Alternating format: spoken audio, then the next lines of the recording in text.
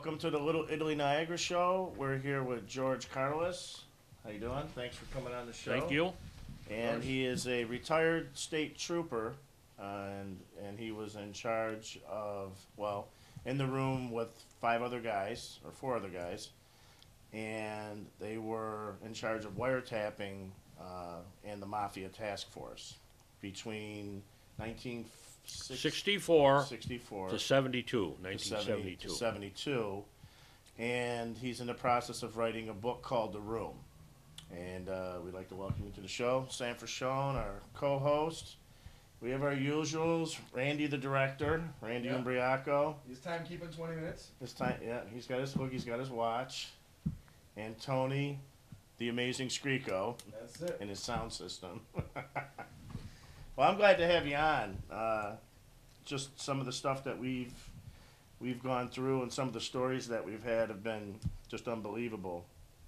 What we'll do, we're going to kind of go through and just go through some of the stories, and we'll let you do most of it. And we'll go from there. We'll kind of talk about Appalachian, but some of the stories are just amazing. And the skill and the cunningness and just the whole game that these guys were, if you could call it that, were in, unbelievable. They like to steal. That was their big thing.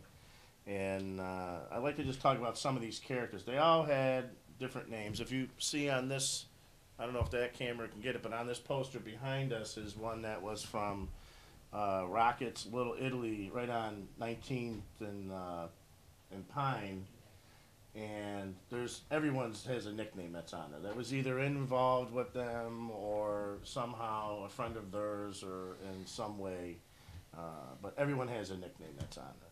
But the one that I found interesting in some of the stories of some of the robberies and stuff was Frankie the Bugman. Well, Frankie the Bugman, we found him out through the thing with us and the five troopers that were working on in this area, which is called Troop A, from Rochester down to the state line. We had five troopers that were actually, it was almost like an area against the Nazis, and we were stealth. Nobody knew we were there. I mean, when I disappeared from my house, and the other five guys, we rarely went home. We drove different kind of cars. We stole cars. We put bugs in cars. We had a telephone truck that we had parked in the farm where we used to set up wiretaps and live bugs. In fact, God bless the New York Telephone Company. When anybody we found out where we wanted to put a live bug on someone, whether he be a burglar or whether it be in hijacking, or whether it would be in gambling, or 6 for 5, the usury.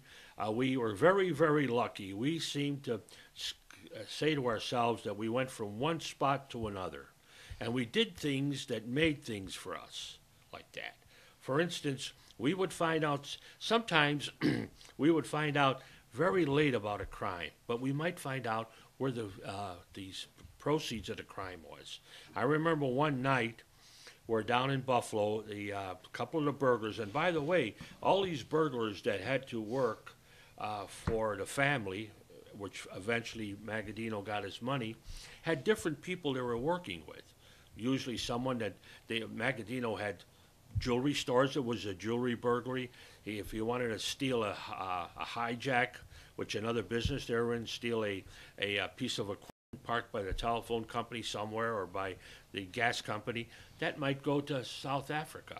That might go to South America. Where it was going to go. Yes, there was no such thing, and they never, by the way, wanted to hurt anybody. I remember there was two hijackings that and I'm jumping around a little bit here.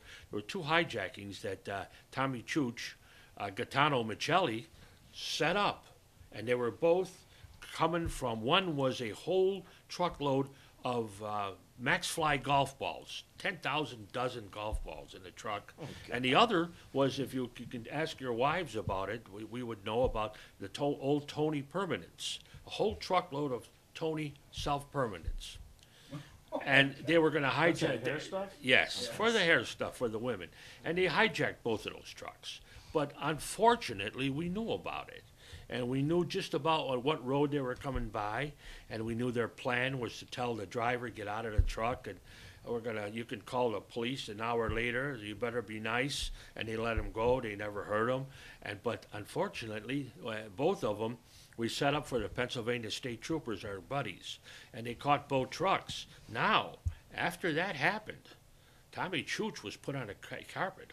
Two hijackings, 2 times the state troopers got you. What are you doing wrong? And he had to explain to, maybe to Sam Pieri or to maybe Freddie Fox Rondaccio what happened. Because those things were going to be delivered to a buyer that they had set up already. And when that They had didn't like their own happen, marketing plan, didn't they? they had a marketing plan. So you could see that they were, and then the question was, and we used to hear this on other wiretaps, who's talking? Who's got to be shut up? Who's got to be taken care of? What's happening here? What's happening here? Last week we got 6 gambling joints raided.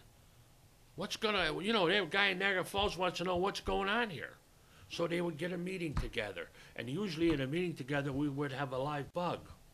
Okay? So it's an interesting bug that we have on Gaetano Michelli. These guys always had a certain way they did things. In the morning, they'd get up and we'd hear them because we had their houses bugged. And then they would go out and filter out and have breakfast at Michelli's little place on Rhode Island. We had a little restaurant. And they all sat around a table. And we used to see them come in there.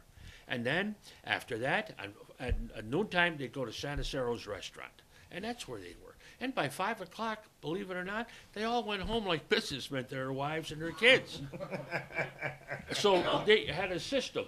They were not running around. They weren't lazy in any way. They were getting calls every day of other things. But you have to remember that the old man Magadino ran Montreal, Toronto, Cleveland, Pittston, Pennsylvania. One of his right-hand men, Russell Buffalino, down there was a really big man for him. Could have been almost like him, but wasn't. And then they ran Erie, Pennsylvania, Buffalo, Niagara Falls, Rochester, Utica, and Syracuse. That was the old man's. What a territory he had. When you think of like the Gambino crime family, Colombo, Genovese. These guys had like, one guy had Queens, one guy had Brooklyn, one guy had Staten Island, who had Manhattan, Luciano, Upper Manhattan, who had the Bronx and Harlem. When you look at the individuals of this area, they had states, parts of it. There were no borders for this particular family. There's only one question at the Appalachian raid, which was set up. By the way, you heard many things about it. Well, we're gonna split up the drug traffic. How about if Joe got killed? Who killed Joe? Or let's kill Tom. That wasn't what that meeting was about. That meeting was about as close as you can get to what happened. In any book that you read, you'll hear about these things that they wanted to divide up. That was not the meeting was set up there to make sure that they got into the businesses, that they got into the more in the garment industry. And the other thing that they solidified what we thought about this raid was the fact that they wanted to control, believe it or not, the U.S. government and the states' governments, particularly New Jersey, obviously, and New York, through politicians. Right. They were saying that if we get a politician that has a girlfriend, we want to write it down and then go to them and say, here's $5,000 for your campaign, senator, a state senator, or an assemblyman, or a mayor. And but we also were watching you, and we know that you have a girlfriend on 10th Street. So we're going to be so nice to you. We want you to be with us. But we got you. But we got you. The other thing and too they also used methods where, when they got a business, they made sure that business was run properly, so they could make money on it. Old man Magadino, we see all these.